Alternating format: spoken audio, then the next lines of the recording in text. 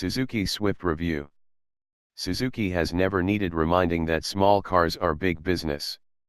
The very first Swift, or the Cultus, as the Super Mini was known in Japan, started life as a stillborn General Motors project, sold to the Minami-ku-based manufacturer in return for a 5% stake in the company. Suzuki duly finished the car's development, plastered whichever name seemed appropriate to the destination on the back, and then proceeded to build it everywhere from Bogota to Nairobi.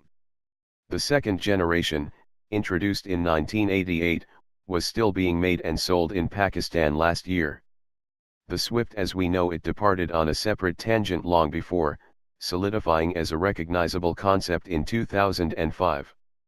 That generation and its follow-up established the model as Super Mini Mana, cheap, cheerful, and just pretty enough to stand out from the crowd.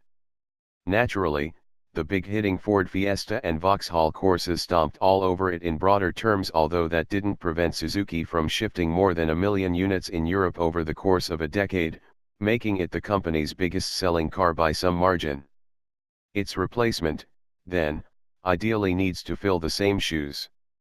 New from the ground up and sharing the same platform as the Baleno and Ignis, the latest Swift makes familiar boasts: bigger inside, more powerful, more efficient, lighter and better equipped, and even the prospect of a mildly hybridized powertrain.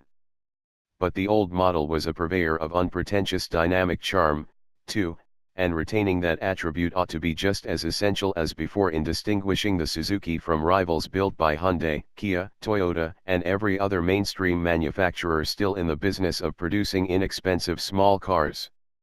Deleting the 3-door option and spotlighting the newish 3-cylinder booster jet engine are significant decisions. We tested a top-spec model with the 3-pot engine and mild hybrid setup to gauge the full extent of the Swift's latest offering.